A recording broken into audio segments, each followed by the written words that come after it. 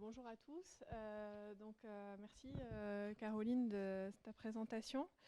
Euh, Moi je suis effectivement alors ma spécialité c'est je travaille beaucoup sur les musées en fait.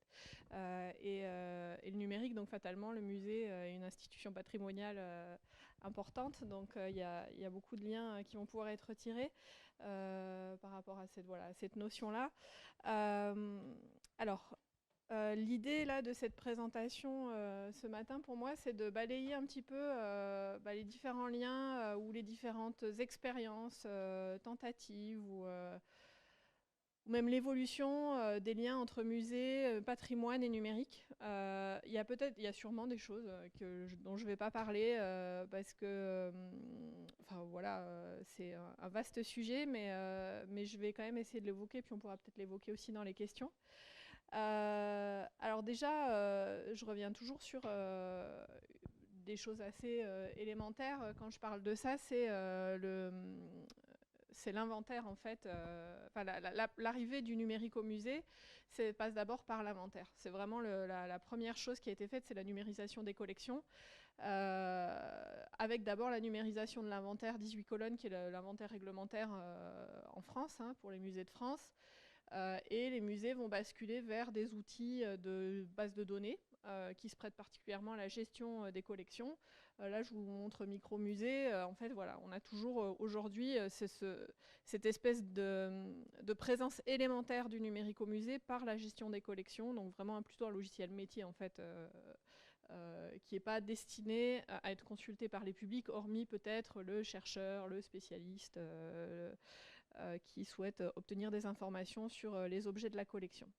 Et du coup, ce que ça provoque, c'est que d'un inventaire 18 colonnes qui est assez sobre en fait en information, évidemment, on a des registres d'informations, des registres de données qui sont reliés aux objets, aux numéros d'inventaire. Dans une base de données numérisée, l'intérêt, évidemment, c'est de pouvoir regrouper à la fois les données documentaires à l'objet et de centraliser ces éléments-là. La seule chose qu'on n'a pas, évidemment, c'est l'objet physique qui est dans ces collections, dans ces réserves ou dans les salles d'exposition. Donc la photo va permettre de combler cet écart, mais demande un gros travail de numérisation. Et ce travail de numérisation, il n'est pas encore complètement finalisé dans la plupart des musées, même si ça fait partie de la logique de récollement décennal, qui est aussi pareil, quelque chose qui est imposé par l'État. Le récollement décennal doit donner lieu à la numérisation des collections en parallèle. Donc c'est des choses qui continuent d'évoluer, mais qui sont de l'ordre de l'outil de gestion, on va dire.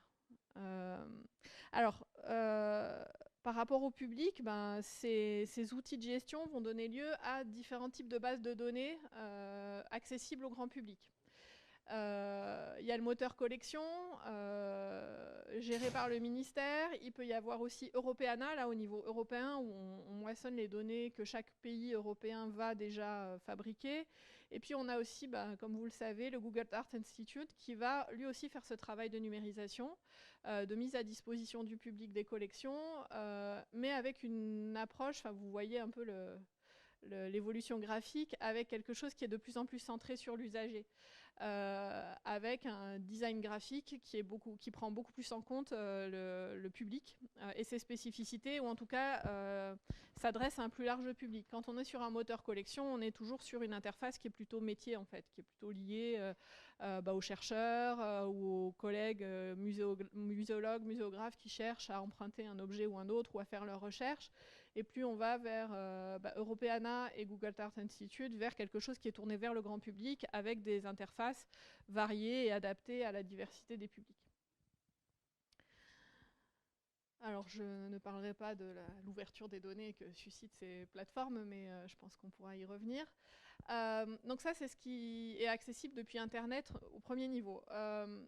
Le numérique est aussi présent dans les lieux patrimoniaux sous différentes formes. Et ces formes ont tendance à évoluer, même s'il y a toujours des choses très anciennes, qu'est l'audio guide, qui reste, qui évolue et qui devient un espèce de mix entre un smartphone et un audio guide, mais ça reste toujours le support audio qui est privilégié et qui va nous guider dans les collections.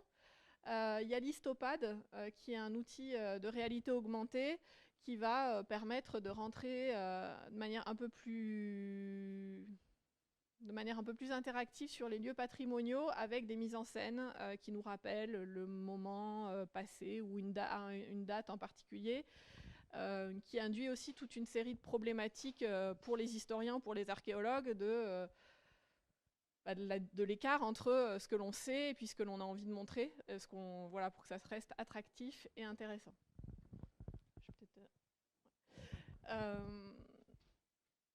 Alors l'Histopad, c'est quelque chose qui se développe dans nombreux sites patrimoniaux, qui a l'avantage d'être un dispositif individuel qui va pouvoir être utilisé en petits groupes. Donc souvent on va au musée à deux, en famille ou entre amis, donc on est souvent des petits groupes entre 2, 4, 5 personnes, et donc ce type de support, alors que l'audio guide c'est vraiment un dispositif individuel, l'Histopad il va pouvoir quand même se consulter à plusieurs personnes, enfin le petit groupe de visite ensemble. On a aussi au musée d'Orsay, mais ça se déploie dans d'autres lieux, cette espèce de borne qui ressemble à ces jumelles qu'on peut voir dans des sites touristiques importants. Et là, c'est pas simplement des jumelles, c'est un dispositif de lunettes en fait, de réalité augmentée, qui permet de voyager dans le temps et de voir le musée d'Orsay quand il était une gare, de voir son évolution à travers le temps. Alors la problématique de ce dispositif, c'est qu'on est complètement enfermé par la vision. On a un peu de son, mais on est sur un lieu qui est très touristique, qui est très fréquenté, et donc on peut être complètement happé par cela, et du coup on peut difficilement dialoguer, être en interaction avec les personnes avec qui on vient visiter. Donc ça rejoint un petit peu le dispositif de l'audio guide. L'intérêt de ce type de dispositif, c'est qu'ils sont extrêmement solides, extrêmement pérennes, donc la destination, c'est de les mettre dans des lieux extérieurs ou dans des lieux très fréquentés. Il y a aussi dans les dispositifs numériques une question de fragilité technique. Alors, il y a un autre paramètre dans la façon de présenter des dispositifs numériques au musée, c'est être un seul utilisateur ou être un multi-utilisateur. Ça, c'est vraiment une problématique, c'est toujours une tension, une discussion dans le développement des dispositifs numériques, parce que l'interface, les interfaces classiques qu'on a, les plus industrialisées, donc l'ordinateur portable, les écrans tactiles, ils ne permettent pas nécessairement qu'on soit plusieurs utilisateurs en même temps pour interagir. Donc il y a quelques dispositifs qui existent, mais c'est peu fréquent. Souvent, on va avoir un écran tactile par individu. Sur cet exemple-là, au Cleveland Museum of Art, on peut être plusieurs utilisateurs sur ce même grand panneau, ce même grand écran, et on va pouvoir explorer les collections. Donc toutes les petites images que vous avez, c'est toutes les images des œuvres conservées dans ce musée, et on va pouvoir naviguer à travers elles à partir de chaque petite borne que vous voyez qui correspond à un utilisateur, et donc pouvoir explorer ces collections de manière globale, interactive et avec plusieurs utilisateurs. Mais on est toujours face à un écran. On a aussi une autre façon d'approcher les choses, c'est est-ce que l'interface est centrée sur la collection ou le patrimoine, ou est-ce qu'elle est centrée sur l'utilisateur ? Et ça, c'est valable aussi pour les mises en scène, les expositions classiques. C'est à qui on pense d'abord. Est-ce qu'on pense d'abord à sa collection, à son objet, à son œuvre d'art, au patrimoine? Et donc, en tant qu'expert, en tant qu'archéologue, en tant qu'historien d'art, c'est un peu le défaut professionnel. Enfin, c'est normal. On passe son temps à étudier l'œuvre et on passe pas son temps à étudier le public qui pourrait vouloir comprendre l'œuvre. Donc c'est vraiment deux métiers différents, et souvent ce travail-là de traduction, ce long travail de médiation qui est très coûteux en fait, n'aboutit pas, ou aboutit à quelque chose qui reste toujours très centré sur la collection, comme au Louvre-Lens avec ses tablettes tactiles. Au musée de Cleveland, par exemple, il y a des écrans qui sont, d'un point de vue technologique, très similaires. C'est de l'écran tactile. Par contre, il y a tout un effort de médiation qui est fait pour s'adapter à un public cible, là, par exemple, en utilisant la BD, par exemple. Donc, voilà, on peut avoir ce type de dispositif. On peut aussi être dans des espaces où le numérique, pareil, a une forme très simple. Ça, là, vous voyez, c'est pareil, c'est un écran tactile. Par contre, c'est l'ensemble de la mise en scène et de la scénographie qui va lui donner du sens. Là, on est sur l'expo universelle à Milan, c'est le pavillon allemand, c'est une expo universelle qui traitait de l'alimentation. Et là, on se retrouve dans l'évocation d'un supermarché, hein, avec ses rayonnages, ses produits, et les écrans sont positionnés dans des caddies et permettent... Alors, vous avez des écrans qui sont tactiles en bas, qui sont visionnables, et puis vous avez une télévision en haut qui va plutôt diffuser un contenu en boucle. Et donc là aussi, c'est pas tant le... Enfin, il y a évidemment ce qui est mis dans le dispositif numérique, mais c'est aussi l'ensemble de la mise en scène qui va autour du dispositif numérique qui donne du sens aux messages et aux contenus qui sont à l'intérieur. Alors, il y a des dispositifs, donc pour continuer sur ces dispositifs intégrés à la scénographie, parce que ce que je vous ai peut-être pas dit, c'est que les écrans là, du Louvre-Lens, ils sont dans une salle complètement à part. Vous avez les expositions, vous pouvez déambuler dans les objets, mais ces écrans, là, ces tables-là, sont dans une salle vraiment déconnectée de l'espace d'exposition. Donc il y a vraiment... c'est d'un côté les œuvres, de l'autre côté le numérique. Au musée de Cleveland, là, les œuvres et l'écran sont dans la même salle. Là, on n'a pas de collection, on a simplement une mise en scène, parce qu'il y a aussi souvent ce conflit entre oui, mais on ne mélange pas des torchons et des serviettes, on ne va pas mélanger du numérique avec une œuvre d'art, un objet archéologique. Il peut y avoir des conflits aussi à ce niveau-là. Et donc on voit que malgré tout, il y a des scénographies qui le permettent de respecter ça, en fait, parce que c'est vrai que l'écran, il va attirer le regard parce qu'il diffuse de la lumière, et il va y avoir une concurrence assez forte entre le vrai objet et puis la médiation numérique.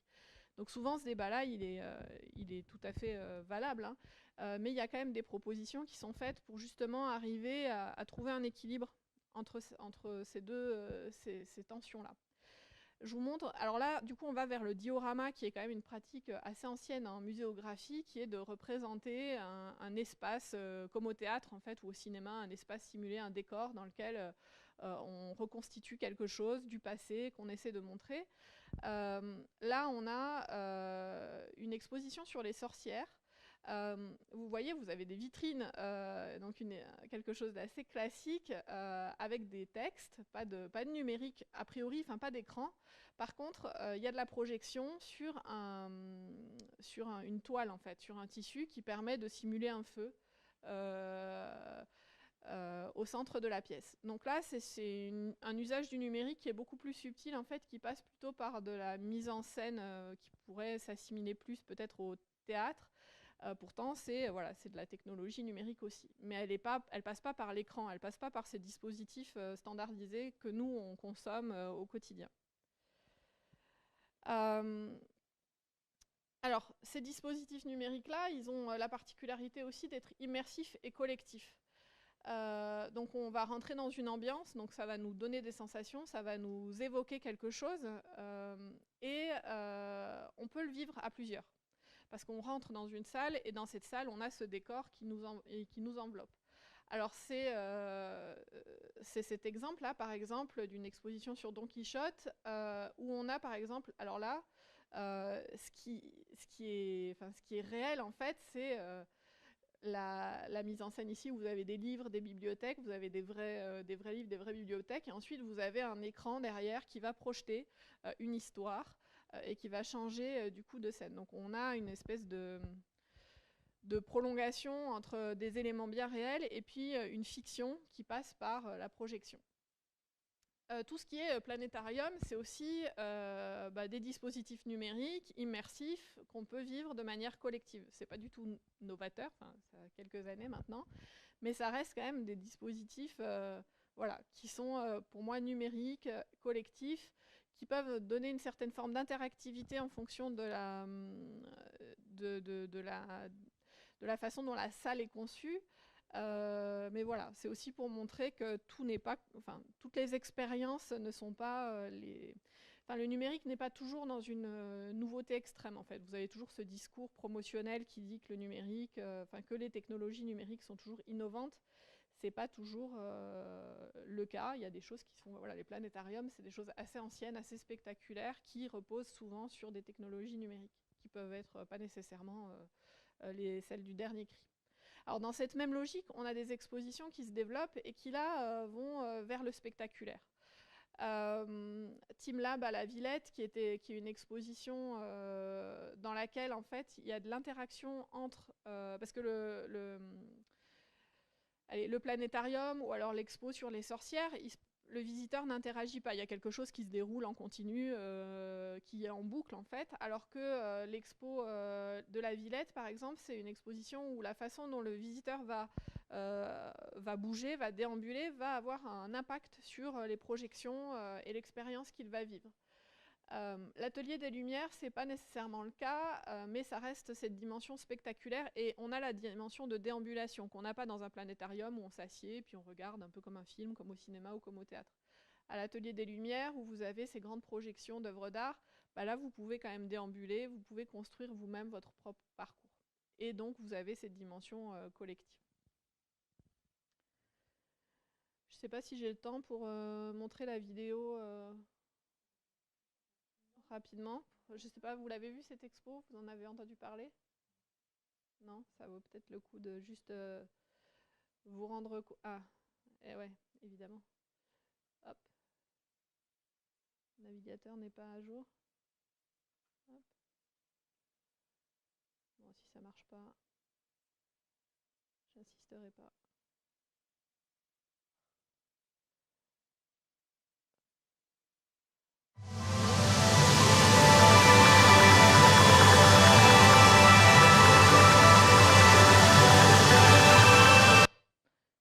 C'est mieux ça.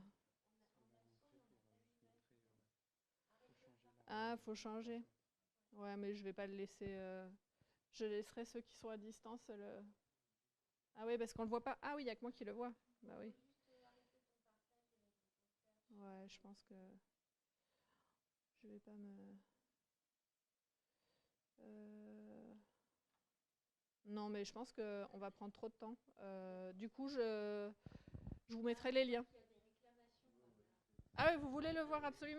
Donc c'est juste que moi je veux respecter le temps aussi. Ah oui, c'est là. C'est bon, je crois que c'est bon. Et partage d'écran.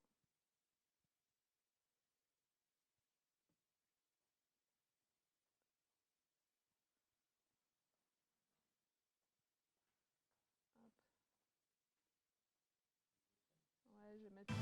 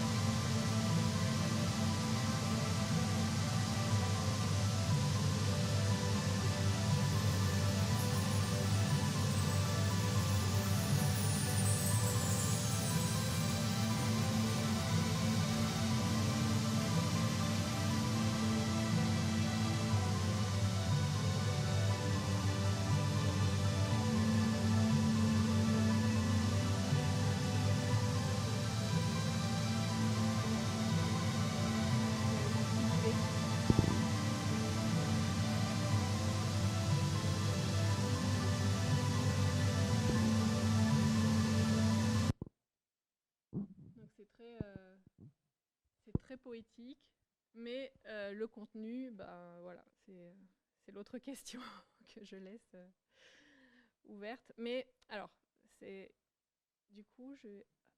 Hop, faut que je remette.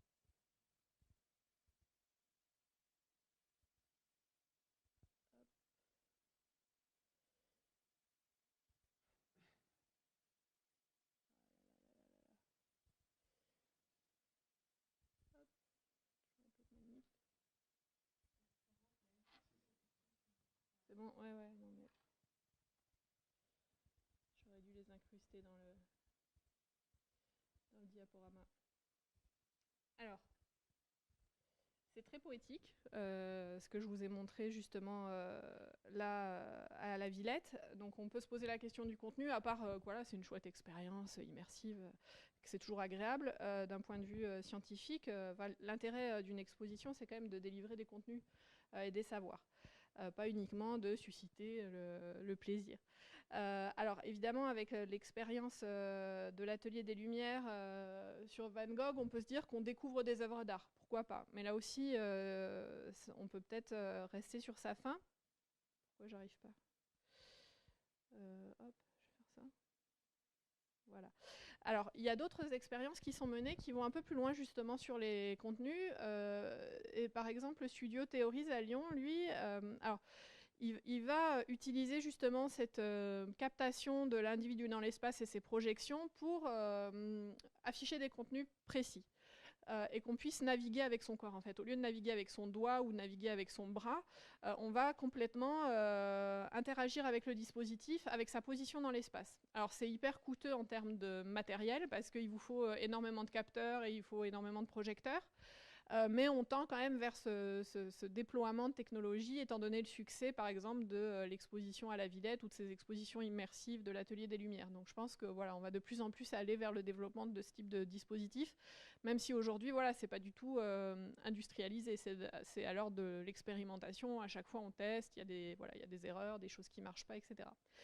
Et donc là, vous voyez, il y a quelqu'un qui va sauter. Pareil, il y a des vidéos, vous pourrez aller le voir sur le studio Théorise. On saute sur un espace, sur une espèce de cible, et ça va déclencher des visualisations. Puis là, par exemple, j'ai la direction pour aller au bar, mais bon, ça peut être pas du tout des contenus patrimoniaux, mais en tout cas, ils travaillent sur des contenus patrimoniaux. Et du coup, on peut, dans un espace, naviguer avec son corps entier dans des contenus culturels.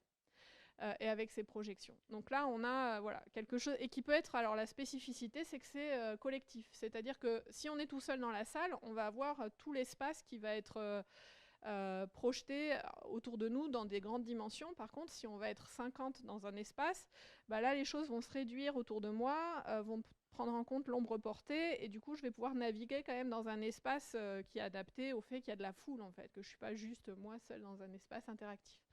Donc on a quand même des choses qui se développent dans cette immersion, cette interactivité et le fait d'être ensemble quand on visite.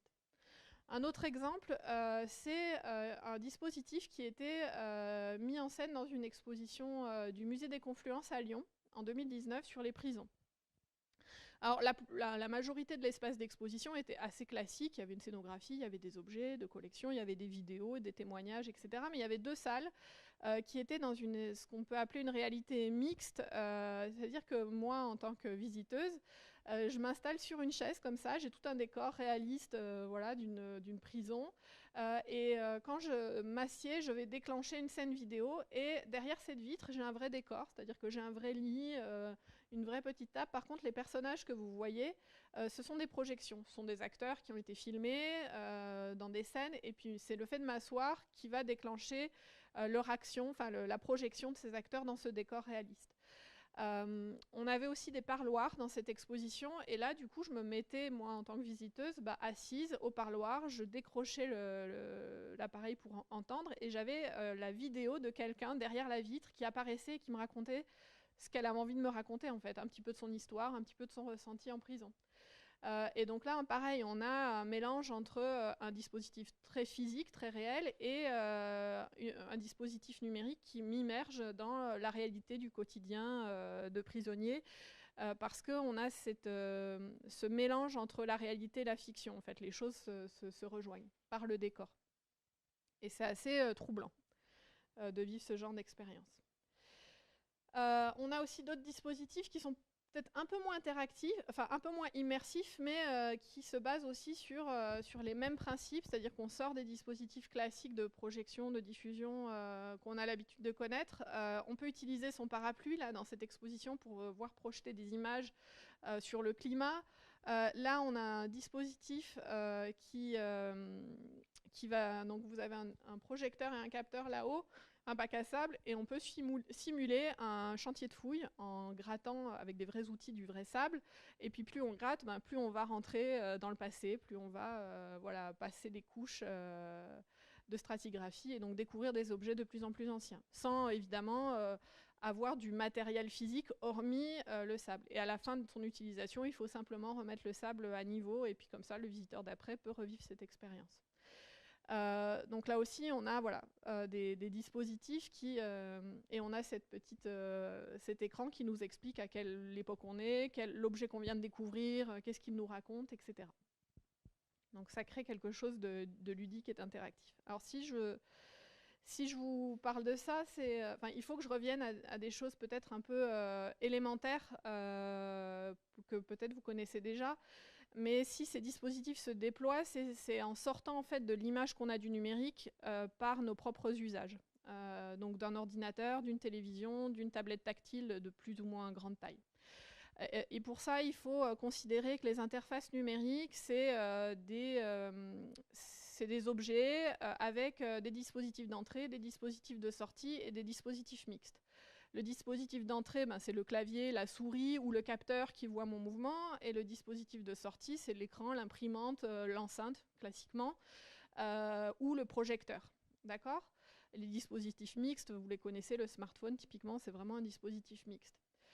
Et si on décompose l'interface numérique comme ça, on peut se dire qu'effectivement, on a une infinité de possibilités pour exploiter le numérique, le digital. Parce que du coup, on peut combiner et on peut inventer des nouveaux dispositifs d'entrée, on peut inventer de nouveaux dispositifs de sortie. Alors évidemment, je ne dis pas que c'est facile, mais en tout cas, ça ouvre un champ beaucoup plus large d'expérimentation dans les façons de présenter et de recevoir le patrimoine et tous ces contenus, tous ces savoirs. Il y a une autre tendance, c'est-à-dire que là, je vous ai montré les dispositifs un peu immersifs, mais il y a aussi les interfaces tangibles, les TUI, qui reposent sur le principe de l'affordance. Est-ce que vous êtes familier du concept de l'affordance ? Il y a deux, mais pas tout le monde peut-être, non ? Il y a des noms ? Ok, l'affordance, typiquement une théière, vous savez exactement comment vous en servir, même si vous vous êtes jamais servi d'une théière, parce qu'il y a une anse et il y a un bec, et naturellement, vous allez verser. Si le bec était mis à l'envers, il y aurait un problème, quoi.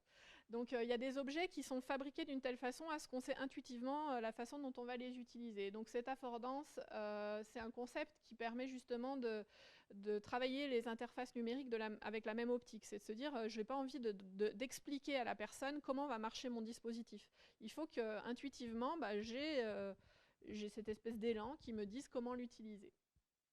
Et les interfaces tangibles, elles s'appuient là-dessus, c'est-à-dire qu'on a une maîtrise déjà de plein d'objets, de leurs usages. La théière, le verre d'eau, la tasse, le stylo, etc., qui sont des vrais objets, entre guillemets, pas des objets numérisés, mais qui peuvent le devenir si je mets un capteur ou un émetteur numérique sur ces objets. Et là, du coup, je peux commencer à développer en fait, des interfaces tangibles comme le parapluie, par exemple, qui est là. Où mon parapluie, ça devient un écran. Comme on parle de la météo, il y a quelque chose de... Enfin, je sais comment l'ouvrir, un parapluie, pareil, il y a un espèce de truc naturel acquis, et donc je vais l'utiliser. Et l'utiliser comme un écran, c'est peut-être le seul effort intellectuel que je vais devoir fournir pour justement naviguer dans les contenus. Donc là aussi, il y a tout un développement d'outils. C'est ce qui va être abordé demain, je crois. Il y a une expérience qui est menée sur les mines. Mémomine, ils travaillent là-dessus. Mais ils travaillent sur ce type d'interface tangible, en fait. Ils ont la même, la même réflexion. Et typiquement, dans cette exposition, je ne sais pas, le temps, il me reste combien de temps ? Là, je pense qu'on a bien dépassé. Ouais, alors, hop, ouais. Non, j'avance, parce que sinon, je m'en sortirai pas. Je continue, du coup. Bon, là, c'est les premiers dispositifs, ils existent toujours, c'est des dispositifs immersifs avec, pareil, de l'interaction, mais individuelle. C'est les KEM, en fait, qui ont ce problème ou cette qualité, hein, ça dépend, mais de pouvoir être utilisé que par une personne à la fois. Donc des expérimentations, là c'est une boîte à ski. Je pouvais, pendant l'événement Muséomix qui a eu lieu à Grenoble, je pouvais, en fonction des bâtons de ski que je choisissais, skier à une époque différente et être complètement immergé. Il suffisait de pas grand chose, hein. L'écran, les skis, déjà c'était pas mal, on se sentait bien immergé. Il y a évidemment les casques de réalité virtuelle que vous connaissez, qui pareil ont la problématique de pouvoir être utilisés que par une personne à la fois, même si on est plusieurs avec son casque, il n'y a pas beaucoup d'interaction avec les autres, et ça c'est un problème dans la réception. Comme je vous le disais, on visite rarement un musée, un lieu patrimonial seul. Donc voilà, ça peut être un produit d'appel, quelque chose qui dit ah venez, il y a une attraction au musée, mais voilà, ça va pas répondre à la majorité des publics qui viennent plutôt en groupe. Et puis ça peut poser des problèmes de nausée, de malaise, etc. Là, je vous conseille Dragonfly, qui est une expérience et qui est menée par Iteota, qui est une société qui est assez spécialiste de ces dispositifs en réalité virtuelle. Là, c'est se mettre à la place d'un insecte et voir la forêt comme un insecte. Donc vous pouvez explorer ça déjà à partir d'un site internet. Alors là où je vais maintenant, c'est plutôt le musée et son rapport à l'extérieur. Il y a des musées, alors il n'y a pas de numérique là précisément dans l'exposition, par contre le visiteur est équipé. On part du principe qu'il a son smartphone et qu'il va vouloir se prendre en photo dans l'exposition ou prendre l'exposition en photo. Et là, c'est un peu les exemples les plus extrêmes, c'est les musées à selfie, les musées instagrammables qui se pullulent de plus en plus partout dans le monde, qui ne sont pas nécessairement appelés musées à selfie, bien que certains le soient. Il y a le musée de la crème glacée à San Francisco qui joue ce jeu-là, il y a la Color Factory à New York, et vous avez des espèces de salles qui invitent déjà le visiteur à se mettre en scène et puis ensuite à se prendre en photo ou à prendre en photo les personnes avec qui il visite l'exposition. Il y a aussi d'autres types d'expériences, c'est le format du web documentaire. Le web documentaire, c'est un format purement web qui est destiné à être visionné chez soi, mais qui a l'avantage par rapport à une base de données classique que peut nous proposer même le Google Art Institute, même les visualisations de Google Art Institute qui sont plutôt des street view à l'intérieur d'un musée. Là, on a vraiment une éditorialisation, c'est-à-dire que je peux...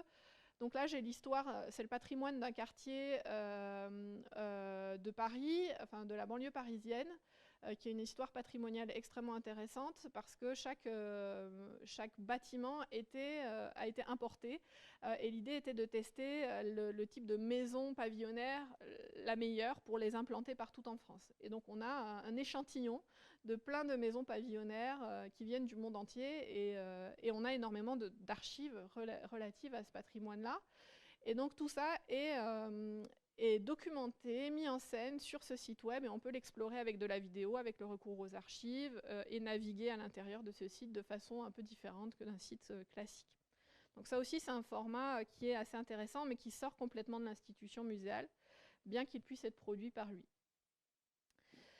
Alors, je voulais vous parler évidemment de la présence des musées en ligne via les réseaux sociaux, qui sont une interface majeure d'usage, hein, avec un modèle assez basique, mais je vais aller vite. C'est les différentes façons d'être présent sur les réseaux sociaux. Soit je paye de l'espace publicitaire en ligne, et donc notamment sur les réseaux sociaux, soit je crée moi-même ma page Facebook, mon compte Instagram au nom de l'institution, et je diffuse des contenus, soit je m'appuie sur le bouche à oreille et c'est retombé. Et donc là, je suis sur de l'influence. L'influence, les stratégies d'influence étant à la fois dans le paid, parce que je vais payer un influenceur pour qu'il parle de moi, mais aussi dans le bouche à oreille, parce qu'il y a des influenceurs ou des monsieur et madame, tout le monde qui vont parler de leur visite, de leur expérience patrimoniale. Donc on a des comptes ou des challenges ou des événements qui vont aller dans ce sens-là. On a des événements spécifiquement conçus pour qu'ils aient une retombée en ligne plus qu'une expérience physique.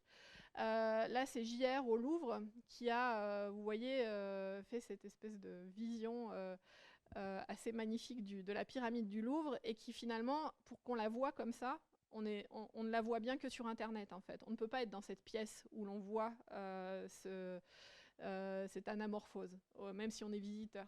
Donc ça, c'est vraiment une intervention. Alors, on peut être autour, on peut participer au collage, parce qu'il a demandé, évidemment, à beaucoup de monde de participer au collage. Mais pour vivre cette vision, il faut être sur Internet. Donc, on a aussi des stratégies de mise en scène du patrimoine qui sont vraiment centrées sur sur la pratique numérique, sur nos usages, et nos usages quotidiens des réseaux sociaux. Alors ça peut passer par ce genre d'événements comme JR, où c'est vraiment un gros projet, mais ça passe aussi par le fait qu'il y ait un élément emblématique dans l'institution. Là, typiquement au musée d'Orsay, vous voyez, ce qui va ressortir le plus, c'est ce fameux cadran d'horloge, évidemment des œuvres majeures, mais ce cadran, il est tout le temps pris en photo. C'est un peu le lieu à selfie du musée. Et en fonction des musées, vous aurez comme ça un lieu à selfie qui va du coup fédérer les contenus des visiteurs, à la fois des grands influenceurs, mais aussi des visiteurs anonymes. Donc ça aussi, ça produit du contenu qui va être partagé, qui va donner de la visibilité et qui va sûrement ou pas donner envie d'aller au musée. D'autres stratégies, et là c'est pour toucher un public un peu différent, c'est de mêler les genres. Alors là, c'est de l'électronique, c'est pas. Enfin, si, il y a du numérique dedans, mais c'est des concerts de musique électronique ou des festivals de musique électronique qui sont organisés dans les musées pour casser les codes. Il y a le Cercle qui a commencé à le faire il y a quelques années et ça s'institutionnalise. Là, par exemple, il y a le festival du Cercle à Chambord. Donc vous avez ce décor magnifique du château de Chambord et devant, vous avez un festival de musique électronique qui va faire venir un public qui n'est pas nécessairement celui du public du château de Chambord. Alors, il va venir pour le festival, mais il va profiter de ce patrimoine. Il va quand même faire partie de cette connaissance du patrimoine. Le musée dauphinois, ici à Grenoble, fait le même type d'expérience en faisant chaque année un festival de musique électronique qui a lieu là bientôt cette année. J'ai des dernières diapos, mais là, je pense que je vais peut-être pas continuer, sauf si vous me le réclamez. C'est sur les risques. Eh ben, on en parle en question. Là, c'est plus sur les injonctions, les promesses et les risques du numérique. Mais là, je vous ai balayé un petit peu toutes les formes de présence du numérique au musée, hors du musée, en lien avec le patrimoine. Voilà. Désolée, d'habitude, je fais attention au temps.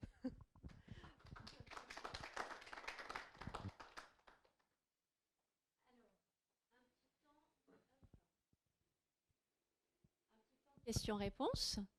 Alors déjà, en ligne, est-ce que vous avez des questions à Florence ou dans la salle? Sinon, moi, j'en ai plein. Moi, je les vois pas. Bon, ben, du coup, déjà, en fait, il y a un article de Schill sur les musées de sciences qui parle qu'on est à l'ère des presse-boutons. Là, on a bien vu, on est même à l'ère du bac à sable. C'est difficile de retransmettre ça sur le web, en fait. Hein. Donc, il y a des stratégies autres, mais qui sont quand même très différentes quand on voit Europeana, par exemple, ou Google. Quels sont les impacts quelles sont les prises en main par les usagers? Quels sont les impacts positifs, négatifs? Donc là, je pense que ça va répondre, enfin tu vas répondre un petit peu. Est-ce qu'on a du recul par rapport au genre de site, par exemple, comme Europeana, qui peut paraître très beau, il y a un gros travail de médiation, mais au final, est-ce qu'il y a une réelle prise en main de l'usager? Parce que là, on n'est pas du tout, on est vraiment dans de l'individuel. On est donc une présentation plus peut-être de survol, on ne peut pas faire de l'immersif. Comment en fait on peut pallier à l'aspect un petit peu juste vitrine d'un site ou d'une plateforme comme Europeana? Je ne sais pas si ça n'a pas eu juste cette fonction-là en fait, d'être sur un site vitrine. Faut peut-être s'y résoudre. Mais c'est vrai que quand on voit le travail et l'argent qui est investi sur ces plateformes, on peut se poser la question. Moi, c'est ce que je me suis posé dans ma thèse. Je me suis dit, est-ce que un musée a besoin de s'investir sur les réseaux sociaux? Est-ce qu'il a besoin de mettre de l'énergie et de l'argent là-dedans? Je me posais vraiment la question, parce que oui, il y a une injonction à y être, mais est-ce que ça vaut le coup, quoi? Et en fait, ce qui m'a surpris, et le résultat auquel on ne s'y attendait pas, c'est que c'est effectivement efficace pour les publics qui aiment le musée, qui sont déjà des pratiquants du musée. Donc ça ne va pas toucher les publics éloignés de la culture et du patrimoine. Il ne faut pas penser à ça. Par contre, le public qui aime ça, mais qui pendant un moment de sa vie, parce que du coup on a vu des trajectoires longues, pendant un moment de sa vie, le parent qui a des enfants, qui a moins le temps de sortir, voilà, d'avoir sa vie culturelle habituelle, il va se tenir informé de l'actualité du musée grâce à sa page Facebook ou à son compte Instagram. Mais il ne va pas pouvoir physiquement s'y rendre pendant les quelques années de sa vie où il a des enfants bas âge et c'est compliqué. Par contre, il va y retourner avec ses enfants plus tard. Et puis, il y est allé aussi avant, quand il avait du temps. Donc, c'est ça qu'on a remarqué, c'est qu'on ne peut pas penser démocratisation, on va toucher tous les publics, on va toucher les jeunes qu'on ne peut pas toucher d'habitude parce qu'on va aller sur Instagram ou sur TikTok. Ça, c'est une illusion. Par contre, sauf en passant par les influenceurs, mais du coup, on sort de Europeana, on va vers les réseaux sociaux. Et même les influenceurs vont plutôt valoriser l'institution en elle-même, plutôt que la plateforme de mise à disposition des collections, la plateforme numérique de mise à disposition des collections. Donc, l'influenceur, il sera, même s'il est sur TikTok, qu'il a son audience vers la cible un peu éloignée, ça sera toujours vers l'institution physique, enfin le lieu et les vrais objets. Et puis par contre, les amateurs d'art, eux, vont continuer leur consommation culturelle grâce au web, à des moments où justement ils sont éloignés physiquement de l'institution. C'est plutôt ça le processus que moi j'ai pu observer. D'accord, donc en fait ça vient complémenter.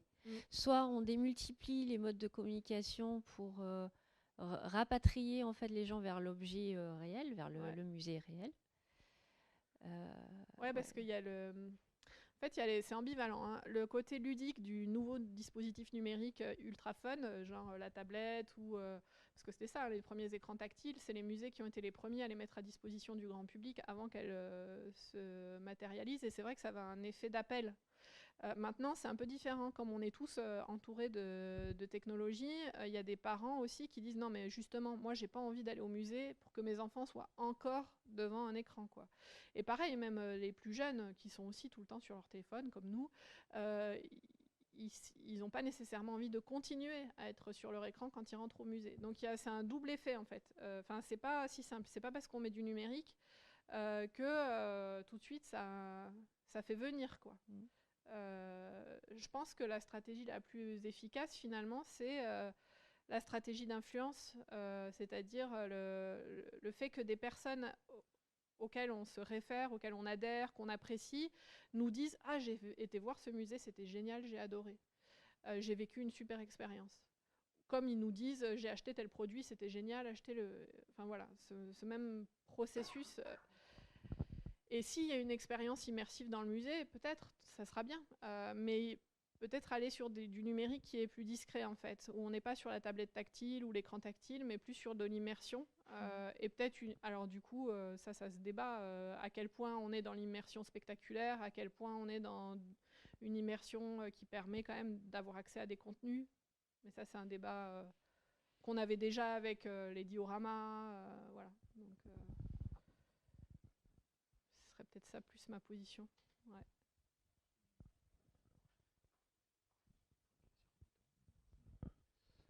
Du coup, moi, ma question, c'était, imaginons qu'on soit par exemple sur un ensemble de collections personnelles, est-ce qu'il est possible d'avoir quelque chose qui soit complètement numérique, parce que c'est peut-être pas forcément accessible ou, Ouais, ça existe. Il y a des musées en ligne qui ne sont que en ligne. C'est ça, votre question? Oui.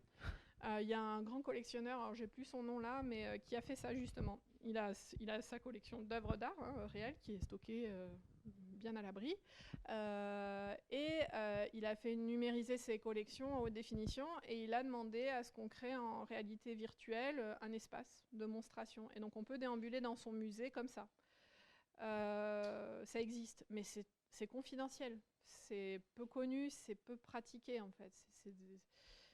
Mais ouais, ça existe.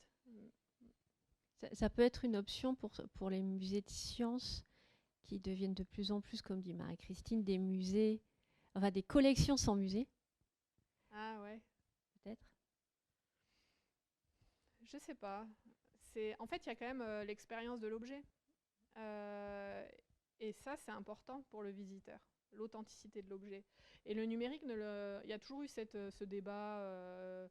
oui, ok, si je mets une photo en Ultra HD, ce que fait Google Art Institute, met des photos en Ultra HD d'œuvres d'art, oui, c'est bien, mais ça donnera justement encore plus envie d'aller voir l'œuvre en vrai. C'est pas du tout, il n'y a pas du tout de concurrence, quoi. Il y a des musées effectivement essentiellement numériques, mais c'est un site web, quoi. C'est comme, alors du coup, on peut, comme Wikipédia, on y passe du temps quand on a envie, enfin voilà. Mais ça, du coup, on va plus vers de l'encyclopédie que sur le lieu patrimonial qu'on expérimente, dans lequel il y a quand même ce... En fait, même si on ne parle pas d'immersion spectaculaire, comme c'est ce que je vous ai montré, quand on sait quand on va au musée, on va vivre une expérience particulière. On se met en condition. On est dans quelque chose de particulier. Donc ça, voilà, ce shift-là, on l'a pas nécessairement quand on est sur son ordinateur et on va visiter un site parmi d'autres sites parce qu'on est sur son ordinateur en train de faire plein de choses, quoi. Et à la limite, c'est peut-être... Et d'ailleurs, les sites internet tels qu'ils sont utilisés aujourd'hui, les sites de musée, c'est pour préparer sa visite. C'est j'ai l'idée d'eux, du coup je vais sur le site, donc quel est l'horaire, quel est le prix, comment je m'y rends, etc. C'est essentiellement ça, l'utiliser d'un site internet de musée, enfin celui de l'institution, c'est celui-là. Merci beaucoup, Florence.